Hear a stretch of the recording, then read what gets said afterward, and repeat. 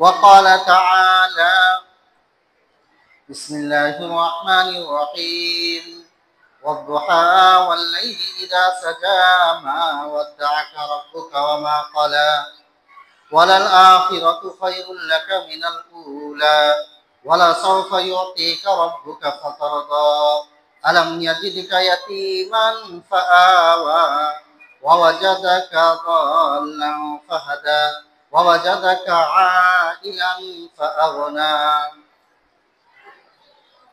শ্রদ্ধেয় সম্মানিত ও স্নেহের বয়োজ্যেষ্ঠ বয়কনিষ্ঠ শ্রোতা মণ্ডলী, সকল প্রশংসা রব্বুল আলামিনের জন্য। আমরা আল্লাহ রব্বুল আলামিনের প্রশংসা জ্ঞাপনার্থী বলে আলহামদুলিল্লাহ। পরে পরে অসংখ্য দরুদ ও সালাম অবতীর্ণ হোক নবী মুহাম্মদুর রাসূলুল্লাহ সাল্লাল্লাহু তাআলা আলাইহি সাল্লামের প্রতি। আল্লাহুম্মা আমিন। আল্লাহুম্মা সাল্লি আলাইহি আল্লাহুম্মা বারিক আলাইহি। খুতবায়ে মাসনুনা তথা আল্লাহর সংক্ষিপ্ত প্রশংসা ও নবী সাল্লাল্লাহু তাআলা আলাইহি সাল্লামের প্রতি দরুদ ও সালামের পর পবিত্র কোরআন হতে বেশ কয়েকটি আয়াত পরিবেশন করেছি। আয়াতগুলিকে সামনে রেখে ধারাবাহিক আলোচনা যে প্রতিটি মানুষকে তিনটি বিষয় জানা অপরিহার্য: আল্লাহ সম্পর্কে, তার দ্বীন সম্পর্কে, তার নবী সম্পর্কে। নবী সম্পর্কে জানানোর জন্য সিরাতুর রাসূল রাসূলুল্লাহ সাল্লাল্লাহু আলাইহি ওয়াসাল্লামের জীবন চরিত্র নিয়ে আলোচনা চলছে। আজকে চতুর্থতম আলোচনা। এই আলোচনায় নবী সাল্লাল্লাহু আলাইহি ওয়াসাল্লামের লালন পালন সম্পর্কে আলোচনা করব। আমরা ইতিপূর্বে রাসূলুল্লাহ সাল্লাল্লাহু আলাইহি ওয়াসাল্লামের নাম সম্পর্কে জেনেছি, রাসূলুল্লাহ সাল্লাল্লাহু আলাইহি ওয়াসাল্লাম কিভাবে লালিত পালিত হলেন। এই বিষয়টি তুলে ধরার আগে আমাদের জানা উচিত যে আল্লাহ রাব্বুল আলামিন প্রতিটি মানুষকে লালন পালন করে থাকেন। রব শব্দটির অর্থই যে পালন কর্তা। রবের এক ব্যাপক অর্থ রয়েছে। আমরা আল্লাহকে রব বলে ঘোষণা দিয়েছি, যিনি সৃষ্টি, ইফরাদুল্লাহি তাআলা বিল খালক ওয়াল মুলক ওয়াল তাদাব্বুর। রব বলাই হয়ে থাকে সৃষ্টি, কর্তৃত্ব, ক্ষমতা ও লালন পালনের ক্ষেত্রে যিনি একক, তাকেই রব বলে। বিধায় তার সৃষ্টি জীব যা কিছু আছে, আল্লাহ ছাড়া সমস্ত বিষয়কে বলা হয় এক কথায় আলম। এই সকল বিষয়কে যিনি লালন পালন করে থাকেন, সৃষ্টি করেছেন, রাজত্ব ও ক্ষমতা তাদের প্রতি রয়েছে, এবং সঙ্গে সঙ্গে তার সঙ্গে তিনি পরিচালনা ও নিয়ন্ত্রণ করে থাকেন, এমন ব্যক্তিকে রব বলেন। এই সকল বস্তু তিনি ছাড়া যত মাখলুক আছে সবাইকে তিনি এই সৃষ্টি করেছেন। তিনি একমাত্র তাদের প্রতি তার ক্ষমতা প্রয়োগ করে থাকেন এবং তিনি নিয়ন্ত্রণ করে থাকেন। বিধায় তাকে আমরা রব্বুল আলামিন বলি। আলাম বলাই হয়ে থাকে আল্লাহ তাআলা সমস্ত সৃষ্টিজীবকে, আর এই জন্যই তাকে রব্বুল আলামিন বলি। সূরা ফাতিহার সর্বপ্রথম আয়াত আল্লাহর প্রশংসা জ্ঞাপনার্থে বলে থাকি আলহামদুলিল্লাহি রাব্বিল আলামিন। যাই হোক, এই কথা দ্বারা স্পষ্ট হলো যে রব তিনি, যিনি সকলকে নিয়ন্ত্রণ করে থাকেন, সৃষ্টি করেছেন এবং তারই একমাত্র রাজত্ব চলে, ক্ষমতা চলে। সেই অর্থে আমরা সকলেই আল্লাহর তত্ত্বাবধানে নিয়ন্ত্রিত, লালিত পালিত। কিন্তু নবীদের ক্ষেত্রে আরো বিশেষভাবে আল্লাহ রাব্বুল আলামিন তিনি তাদেরকে তত্ত্বাবধান করেন, বিশেষভাবে তিনি তাদেরকে লালন পালন করে থাকেন। যার দু একটা উপমা আপনাদের সামনে তুলে ধরছি। যে আমরা জানি যে মুসা আলাইহিস সালাম এবং ফেরাউনের ঘটনা আল্লাহ কোরআনে সবচাইতে বেশি বর্ণনা করেছেন আমাদের শিক্ষার জন্য। সে মুসা কার কাছে লালিত পালিত হয়েছে, আল্লাহ কার কাছে তাকে লালন পালন করেছেন, কার মাধ্যমে আল্লাহ লালন পালন করলেন, তারই শত্রু ফেরাউনের কাছে। আল্লাহ রাব্বুল আলামিন বিভিন্ন জায়গায় উল্লেখ করেছেন। তার মধ্যে সূরা তাহা সূরা নম্বর 20 আয়াত 39 মধ্যে আল্লাহ বলেন আনিকদি ফীহি ফিত তাবুত ফাকদি ফীহি ফিল ইয়ামি ফালিয়ুলকিহিল ইয়াম্মু বিস-সাহিল ইয়াখুযুহু আদুউ্বুন লি ওয়া আদুউ্বুল্লাহ ওয়া আলকাইতু আলাইকা মাহাব্বাতাম মিন্নি ওয়া লিতুসনা আলা আইনি। আল্লাহ রাব্বুল আলামিন তার মাকে বলছেন, তুমি আনিকদি ফীহি ফিত তাবুত, তাকে বাক্সে ভরে দাও, বাক্সে ভরে ফাকদি ফীহি ফিল ইয়াম, সমুদ্রে তাকে ফেলে দাও। এই সমুদ্র কি করবে? আল্লাহ রাব্বুল আলামিন সবগুলোই তিনি নিজের তত্ত্বাবধানে করছেন। আল্লাহ মুসা আলাইহিস সালামের মাকে ওহী করে বলছেন, ইলহাম করে বলে দিচ্ছেন যে তুমি এই কাজটি করো। ফাকদি ফীহি ফিল ইয়াম ফালিয়ুলকিহিল ইয়াম্মু বিস-সাহিল, এই সমুদ্র তাকে সমুদ্রের তীরে নিক্ষেপ করবে, নিয়ে চলে যাবে। কে তাকে নিবে? ইয়াখুযুহু আদুউ্বুন লি ওয়া আদুউ্বুল্লাহ, আমার শত্রু এবং তার শত্রু তাকে ধারণ করবে। আল্লাহ রাব্বুল আলামিন স্পষ্ট বলছেন যে আমার এবং তার শত্রু তাকে নিয়ে চলে যাবে। তারকে শত্রুর ঘরে, এই শত্রু যার কারণে সমস্ত পুত্র সন্তানকে হত্যার নির্দেশ দিয়েছিলেন, সবাইকে হত্যা করলেও তার যে আসল যার কারণে হত্যা করা হচ্ছে সকল সন্তানদের, তাকে হত্যা করতে পারলো না, আল্লাহ তাকে তারই ঘরে মানুষ করিয়ে দিয়েছে। তাকে নিয়ে যাবে। আল্লাহ রাব্বুল আলামিন পরক্ষণে বলছেন, ফাআলকাইতু আলাইকা মাহাব্বাতাম মিন্নি, আমি তোমার প্রতি আমার ভালোবাসা উজাড় করে দিলাম, ঢেলে দিলাম। আল্লাহ মুসা আলাইহিস সালামের প্রতি নিজ পক্ষ থেকে ভালোবাসা উজাড় করে, ওয়ালিতুসনা আলা আইনি, যাতে করে তুমি আমার চোখের সামনেই করতে পারো, তথা লালিত পালিত হতে পারো। আল্লাহ বিশেষভাবে মুসা আলাইহিস সালামকে লালন পালন করছে। এটা সকল নবীদের ক্ষেত্রে করা হয়েছে, বিশেষ নজর ছিল। আমরা জানি মারিয়াম আলাইহিস সালামের পেটে ঈসা আলাইহিস সালামের জন্ম হয়েছে। এক অভিনব ভাবে তার সৃষ্টি হয়েছে। লোকেরা মনে করবে যে তার মা ব্যভিচারিণী ছিল, আর এই ঈসা আলাইহিস সালাম একজন জারজ সন্তান বলে বিবেচিত হবে। কিন্তু মূলত মারিয়াম আলাইহিস সালাম ব্যভিচারিণী ছিলেন না। কোরআনের ভাষায় ওয়ালাম আকু বাগিয়া, আলাম ইয়ামসাসনি বাশার ওয়ালাম আকু বাগিয়া, যে মারিয়াম আলাইহিস সালাম নিজেই বলছেন, আমাকে কোনো পুরুষ স্পর্শ করেনি, কোনো পুরুষ স্পর্শ করেনি। ভাবতে পারেন আজকালকার মহিলারা এই কথা বলা, ব্যর্থহীন কণ্ঠে এই কথা বলতে পারবে? মারিয়াম আলাইহিস সালাম বলছেন যে ওয়ালাম ইয়ামসাসনি বাশার, আমাকে কোনো পুরুষ স্পর্শ করেনি, ওয়ালাম আকু বাগিয়া, আমি ব্যভিচারিণীও নই। আল্লাহ তুমি আমার কাছে এরকম পেটে সন্তান দিয়ে দিলে। তিনি এক সময় আক্ষেপ করতে গিয়ে বলেছিলেন যে আমি যদি মৃত্যুবরণ করতাম এবং আমি নাসিয়াম মানসিয়া, একজন ভোলা ভালা হয়ে যেতাম, মানে আমার কেউ কথা স্মরণই না করতো, তার পেটের যখন পেট উঁচু হতে শুরু করলো তখন আক্ষেপ করে বলেছে। আল্লাহ রাব্বুল আলামিন মুমিনদের কিছু নির্দেশনা বলি, মুমিনদের জন্য আইডিয়াল হিসাবে ফিরাউনের স্ত্রী এবং মারিয়ামকে উল্লেখ করেছেন, যা সূরা তাহরিমের শেষ 2 আয়াতে উল্লেখ করেছে।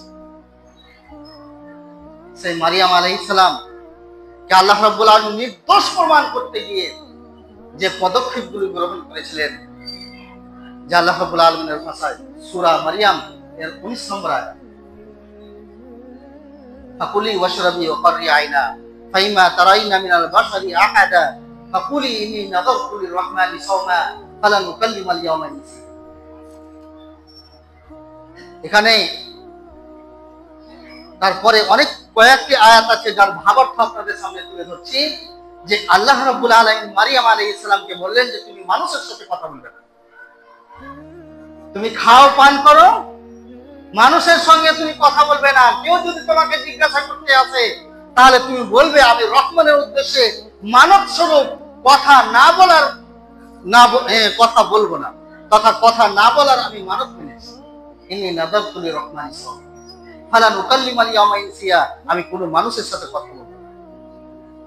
যখন কথা বললো না, সে কথা বলছে না, পরক্ষণে আল্লাহ রাব্বুল আলামিন তাকে নির্দোষ প্রমাণ করছেন। সঙ্গে সঙ্গে যাকে নবী করবেন, যে ঈসা আলাইহিস সালাম, তিনি নিজেও নির্দোষ প্রমাণিত হচ্ছে। কিভাবে? যে আল্লাহ সে ঈসা আলাইহিস সালামের মুখ থেকে কথা বলাচ্ছেন।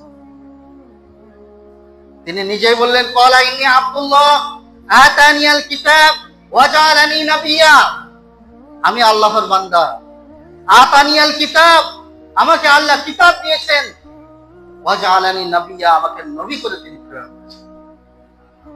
একবার ভাবুন যে এক ছোট বাচ্চা কিভাবে কথা বলতে পারে, কিন্তু আল্লাহ রাব্বুল আলামিন ঈসা আলাইহিস সালামকে নবী হিসেবে তৈরি করবেন, তাকে রিসালাত এবং নবুয়তের দায়িত্ব দিবেন, বিধায় তাকে নির্দোষ প্রমাণ করলেন। তার সৃষ্টি তত্ত্ব যদি আমরা উল্লেখ করি, তাহলে এক অভিনব কাণ্ড, যেখানে তার মাও নির্দোষ প্রমাণিত হচ্ছে এবং তিনিও যেন তার কোন চরিত্রের মধ্যে কোন কালিমা না থাকে, সেভাবেই আল্লাহ তাকে সৃষ্টি করেছেন। বলা বাহুল্য, নবীরা আল্লাহর এক বিশেষ তত্ত্বাবধানে লালিত পালিত। তা আমাদের নবী, যিনি শ্রেষ্ঠ নবী, যিনি আল্লাহর পরে পরেই যার আসন, সৃষ্টিকুলের মধ্যে সর্বশ্রেষ্ঠ, তার ক্ষেত্রে কি ব্যতিক্রম হবে? না। একদিন তিনি খুব কষ্টে একটি সময় অতিবাহিত করতেছিলেন, মনক্ষুণ্ণ হয়েছিলেন। একজন মহিলার কথায় একজন মহিলা এসে নবী সাল্লাল্লাহু আলাইহি ওয়াসাল্লামকে বললেন যে তিনি কিছুদিন অসুস্থ থাকায় প্রায় 3 রাত্রি তাহাজ্জুদের সালাত আদায় করতে পারেননি, যার কারণে তিনি যখন জর্জরিত অবস্থায় আছে, এমন মুহূর্তে একজন মহিলা এসে বলছে, তাহলে কি তোমার কাছে শয়তান বিচ্ছিন্ন হয়ে গেছে, সে আর আসা যাওয়া করে না? শয়তান বলতে উদ্দেশ্যে জিবরিল আমিনকে লক্ষ্য করা হয়েছে। এই কথা শুনে রাসূলুল্লাহ সাল্লাল্লাহু আলাইহি ওয়াসাল্লাম একেবারে ভেঙে পড়লেন। তখন আল্লাহর পক্ষ থেকে আয়াতগুলি নাযিল হয়েছিল, সূরাতুজ যুহা। এই সূরাতুজ যুহা তখন নাযিল হয়েছে। আল্লাহ রাব্বুল আলামিন সান্ত্বনা দিয়ে কয়েকটি কথা তাকে বলেছিলেন। এখানে তার লালন পালন যে আল্লাহর পক্ষ থেকে হয়েছে, বিশেষ নজরের মাধ্যমে যে হয়েছে, সেটা প্রমাণিত হয়। আল্লাহ রাব্বুল আলামিন বলেন, ওয়াদ-দুহা, পূর্বাহ্নের কসম, সকাল প্রভাতের শপথ, ওয়াল-লাইলি ইযা সাজা, সেই রাত্রের শপথ যখন সেটা একেবারে নিঝুম হয়ে যায়। মা ওয়াদ্দাকা রাব্বুকা ওয়া মা ক্বালা, আপনার রব আপনাকে ছেড়ে দেননি। ওয়া মা ক্বালা, আপনার থেকে বিরূপ হননি। ওয়ালাল আখিরাতু খায়রুল লাকা মিনাল উলা, পরবর্তী সময় আপনার জন্য উত্তম পূর্ববর্তী সময়ের থেকে। অর্থাৎ আপনার যে পরবর্তী সময় আসছে, এটা আপনার জন্য অনেক। এখানে আখিরাতকে বোঝানো হয়েছে। দুনিয়াবের জগৎ থেকে আখিরাতের জগৎ অনেক আপনার জন্য উত্তম। ওয়ালাল আখিরাতু খায়রুল লাকা মিনাল উলা ওয়ালা সাওফা ইউতিকা রাব্বুকা ফাতারদা, আপনার রব আপনাকে অতি সত্বর অনুগ্রহ দান করবেন, আপনি সন্তুষ্ট হয়ে যাবেন। আলাম ইয়াজিদকা ইয়াতীমান ফাআওয়া, আপনাকে কি আমি অনাথ হিসেবে পাইনি? আমি আশ্রয় দিয়েছি। ফাআওয়া, তো তিনি আল্লাহ রাব্বুল আলামিন আশ্রয় দিয়েছিলেন। এই আয়াত স্পষ্ট যে নবী সাল্লাল্লাহু তাআলা আলাইহি ওয়াসাল্লাম অনাথ হিসেবে এসেছেন। ওয়া ওয়াজাদাকা দাল্লান ফাহাদা, তিনি কি আপনাকে দাল্লান, পথ সম্পর্কে অনবহিত পাননি? ফাহাদা, তারপরে তিনি পথ দেখিয়েছেন। ওয়া ওয়াজাদাকা আইলান ফাআগনা, আপনাকে কি তিনি অভাবী পাননি? তারপরে তিনি আপনাকে ধনী করে দিয়েছেন। আল্লাহ রাব্বুল আলামিন তাকে কিছু অনুগ্রহের কথা তুলে ধরলেন, যে অচিরেই আপনাকে অনুগ্রহ আরো দান করা হবে, আর ইতিপূর্বে অনুগ্রহগুলো আপনার প্রতি আমার কি ছিল না? একবার ভাবুন যে রাসূলুল্লাহ সাল্লাল্লাহু আলাইহি ওয়াসাল্লাম অনাথ ছিলেন। অনাথ মানে তার যদি আমরা দেখি যে তার পিতা কখন মারা গেছে তখন, যখন এ ব্যাপারে যদিও ঐতিহাসিকদের কয়েকটি মত রয়েছে। কেউ বলেছেন 24 মাসে মারা গেছে, কেউ বলেছেন 2 বছর 3 মাস 27 মাসে মারা গেছে, 2 বছর 3 মাসে, কেউ বলেছেন 9 মাসে, কেউ বলেছেন 7 মাসে, কেউ বলেছেন 2 মাস যখন তার বয়স ছিল তখন মারা গেছে। তবে সবচাইতে বিশুদ্ধ মত হচ্ছে রাসূলুল্লাহ সাল্লাল্লাহু আলাইহি ওয়াসাল্লাম যখন মাতৃগর্ভে ছিলেন তখন তার পিতা মারা যান। যার কারণে আল্লাহ বলেন, আপনাকে আমি অনাথ পেয়েছিলাম, আমি আশ্রয় দিয়েছি। রাসূলুল্লাহ সাল্লাল্লাহু আলাইহি ওয়াসাল্লাম মৃত্যুবরণ করলেন, রাসূলুল্লাহ সাল্লাল্লাহু আলাইহি ওয়াসাল্লামের পিতা মৃত্যুবরণ করলেন যখন তিনি মাতৃগর্ভে ছিলেন। তাহলে তিনি পৃথিবীতে এসেছেন ইয়াতীম হয়ে। এখানে একটা বিষয় জেনে রাখা উচিত যে আল্লাহ অনেককে পরীক্ষা করে। এই পরীক্ষার মাধ্যমে অনেকে আল্লাহকে গালি বুঝিয়ে বসেন, অনেক বিপদ আপদের মাধ্যমে। দেখবেন যে আল্লাহ রাব্বুল আলামিন যে যত ইমানদার তাকে বেশি বেশি পরীক্ষা করে থাকেন। নবী মুহাম্মদ সাল্লাল্লাহু আলাইহি ওয়াসাল্লাম ইয়াতীম হয়ে জন্ম হয়েছে, অতএব কোনো ইয়াতীমের মনক্ষুণ্ণ হওয়া উচিত নয়। সর্বদা সান্ত্বনা নিতে হবে যে আল্লাহ রাব্বুল আলামিন তার ভাগ্যে দেন। রাসূলুল্লাহ সাল্লাল্লাহু আলাইহি ওয়াসাল্লাম অনাথ হলেন, শুধু তাই নয়, যখন তিনার বয়স 6 বছর তখন মাতাও মৃত্যুবরণ করলেন। এ ব্যাপারেও কিছুটা মতভেদ আছে, তবে সবচাইতে বিশুদ্ধ মত হচ্ছে যে তার মা মৃত্যুবরণ করেছেন যখন রাসূলুল্লাহ সাল্লাল্লাহু আলাইহি ওয়াসাল্লামের বয়স ছিল 6 বছর। যখন তিনি জন্ম লাভ করেছিলেন তখন লালন পালন করেছিলেন আব্দুল মুত্তালিব, তার দাদা।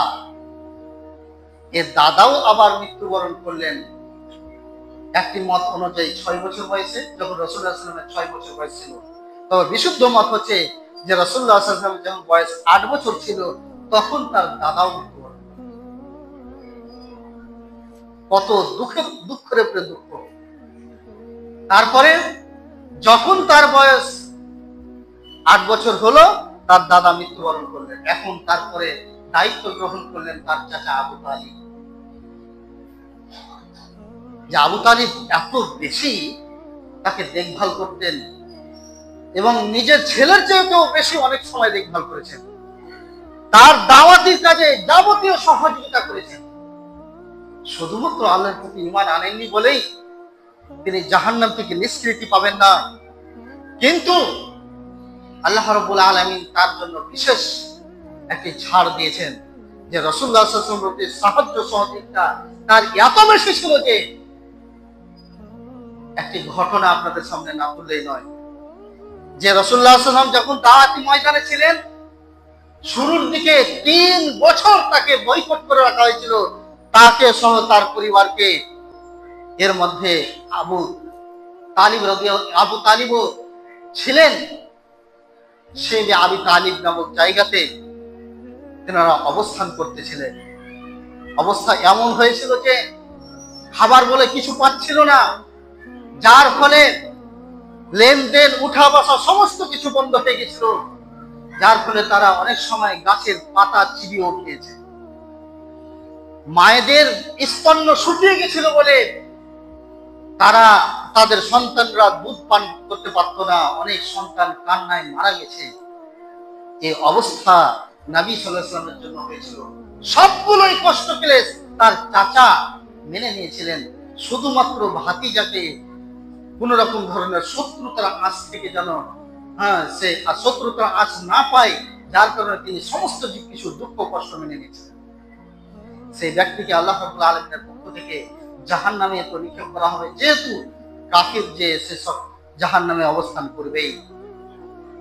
কিন্তু আল্লাহর পক্ষ থেকে একটি জিনিস তার জন্য থাকবে যে তাকে জাহান্নামের ছোট শাস্তি দেওয়া হবে, যে জাহান্নামের যে জুতো, আগুনের জুতো তার পায়ে পরিয়ে দেওয়া হবে, আর এর শাস্তির দরুন তার মাথার মগজ টকবক করে ফুটতে থাকে।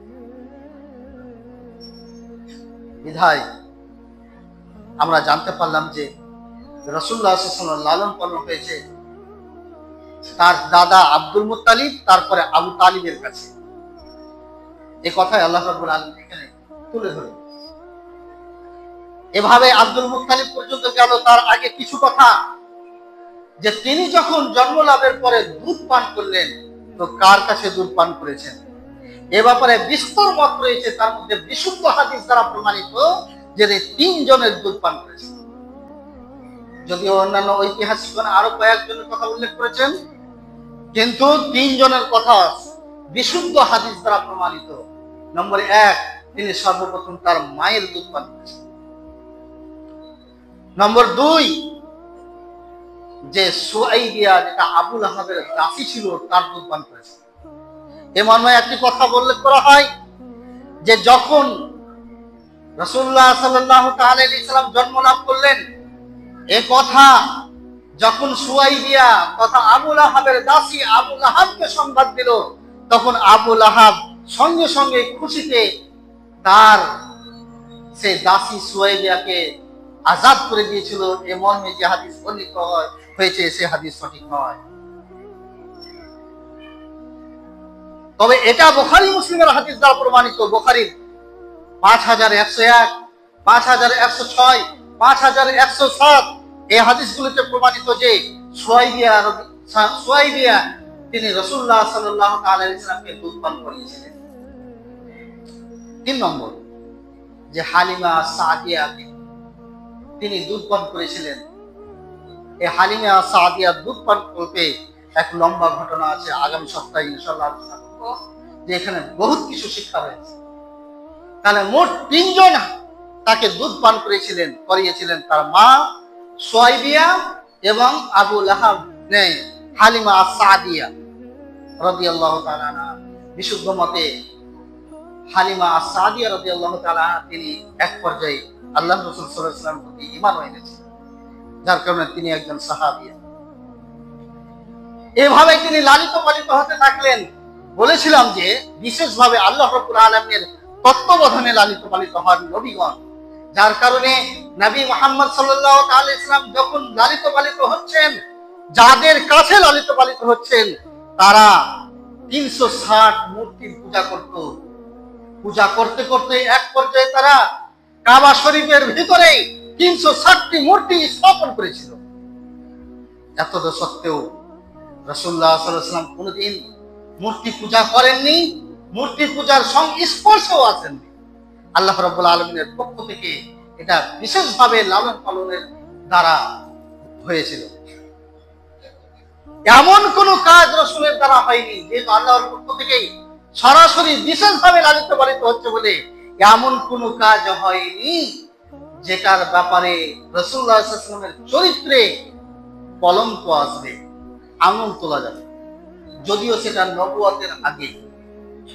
এ বিষয়েও আপনাদের সামনে একটি হাদিস আগামী সপ্তাহে আলোচনা করব, যে হিরাক্কেল বাদশাকে যখন রাসূলুল্লাহ সাল্লাল্লাহু আলাইহি ওয়াসাল্লাম চিঠি পাঠিয়েছিলেন ইসলামের বার্তা দেওয়ার জন্য মাদানী জীবনীতে, তখন আবু সুফিয়ান কাফির থাকা সত্ত্বেও রাসূলুল্লাহ সাল্লাল্লাহু আলাইহি ওয়াসাল্লামের ব্যাপারে সত্যায়ন করতে গিয়ে যে সকল গুণাবলীগুলি তুলে ধরেছিলেন, সবগুলোই ছিল নবুয়ত প্রাপ্তির আগের ঘটনা।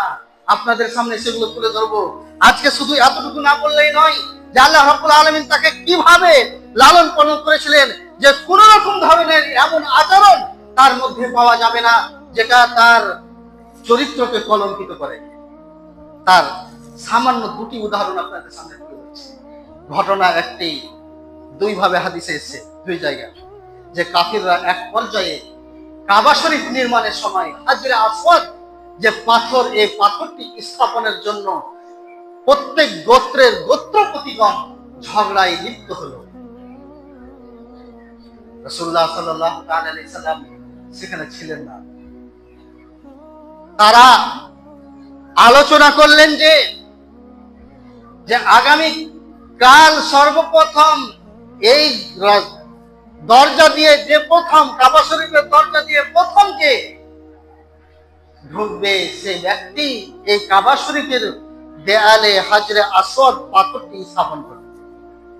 আল্লাহ রাব্বুল আলামিনের পক্ষ থেকে সর্বপ্রথম নবী মুহাম্মদুর রাসূলুল্লাহ সাল্লাল্লাহু তাআলা আলাইহি সাল্লাম প্রবেশ করেছেন। এই কথা দেখে তারা বলেছিল যে আমিন এসেছে। রাসূলুল্লাহ সাল্লাল্লাহু আলাইহি ওয়াসাল্লামের খেতাব কাফিররাই দুটি দিয়েছিল, আল আমিন আর আস-সাদিক। এটা কাফিরদের পক্ষ থেকে দেওয়া, যে তিনি ছিলেন সত্যবাদী, তিনি ছিলেন আল আমিন, আমানতদার। যে এই রাসূলুল্লাহ সাল্লাল্লাহু আলাইহি ওয়াসাল্লাম যখন আসছেন তখন সকলেই তারা বলছে আল আমিন এসেছেন, ইনি এই কাজটি করবেন। রাসূলুল্লাহ সাল্লাল্লাহু আলাইহি ওয়াসাল্লাম যে কাজটি করলেন আবার কত সুন্দর ভাবে, যে একে অপরের প্রতি কোন রকম ধরনের যেন কি না হয়, বিদ্বেষ না থাকে, সকল বিদ্বেষকে একেবারে নিঃশেষ করে দিয়ে তিনি একটি চাদর রেখে দিলেন। এবং চাদর রেখে দেওয়ার পরে সে হাজরে আসওয়াদ পাথরটিকে চাদরের ভিতরে রেখে দিয়ে প্রত্যেক গোত্রপতিকে বললেন যে সকলেই অংশগ্রহণ করুন। এবং তিনি সকলেই সেই চাদরটাকে ধরে নিয়ে গিয়ে কাবা শরীফের দেওয়ালের কাছাকাছি নিয়ে গিয়ে রাসূলুল্লাহ সাল্লাল্লাহু আলাইহি ওয়াসাল্লাম সেই পাথরটিকে ধরে স্থাপন করলেন। এটাই ছিল তার আদর্শ।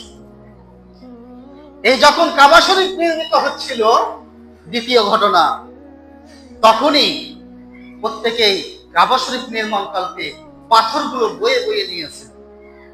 এতে অংশগ্রহণ করেছিলেন রাসূলুল্লাহ সাল্লাল্লাহু আলাইহি ওয়াসাল্লাম। এক পর্যায়ে তার চাচা আব্বাস রাদিয়াল্লাহু তাআলা দেখলেন, বুখারীর হাদিস, মুসলিমেও হাদিসটি এসেছে, যে বাচ্চা ছেলে যে তার পাথর বয়ে নিয়ে যেতে অসুবিধা হচ্ছে, যার কারণে পরনে যে লুঙ্গিটা ছিল, আব্বাস রাদিয়াল্লাহু তাআলা বলছেন, ভাতিজা লুঙ্গিটা খুলে নাও, তোমার কাঁধে রেখে দাও, এবং এই কাঁধে রেখে দিয়ে তুমি পাথরটাকে বহন করে নিয়ে যাও, যাতে করে তোমার পাথরের আঘাতে তোমার ঘাড় কষ্ট না পায়, যার কারণে এখানে কাপড়টা রেখে দিয়ে তুমি পাথরগুলো বয়ে নিয়ে যাও। যেমনই রাসূলুল্লাহ সাল্লাল্লাহু আলাইহি ওয়াসাল্লাম এটা করতে যাবেন, আর সঙ্গে সঙ্গে বেহুশ হয়ে, যেমনই কাপড় তার থেকে খোলা হলো আর বেহুশ হয়ে গেলেন, যেমনই আবার কাপড় দিয়ে ঢেকে দেওয়া হলো, তিনি হুঁশ ফিরে পেলেন। আল্লাহ রাব্বুল আলামিন চাইছেন না যে রাসূলুল্লাহ সাল্লাল্লাহু আলাইহি ওয়াসাল্লামের ইজ্জত অন্য কেউ দেখুক। আল্লাহ রাব্বুল আলামিন স্বয়ং তাকে এখানে কি করছেন, হেফাজত করছেন। আবার অনেক সময় নবীদেরকে লালন পালন করতে গিয়ে, দোষমুক্ত করতে গিয়ে, আবার কোন নবীকে কি করেছেন, উলঙ্গ করেও দৌড়িয়েছেন।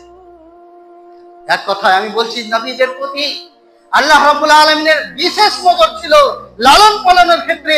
যেমন মুসা আলাইহিস সালামকে, এটাও বুখারীর হাদিস, যে বনী ইসরাঈলরা মনে করত যে বনী ইসরাঈলরা তারা উলঙ্গ হয়ে খোলা পুকুরে গোসল করত। এই দৃশ্য নবী হয়ে করতে পারেন না, যার কারণে সর্বদাই মুসা একটা আড়ালে গোসল করতেন। এটা বনী ইসরাঈলরা লক্ষ্য করত, যার ফলে বনী ইসরাঈলরা বলল যে হতে পারে মুসা আলাইহিস সালামের মাঝে তার গোপন অঙ্গের কিছু দোষ ত্রুটি আছে, বিধায় সে আলাদা আড়ালে গোসল করে।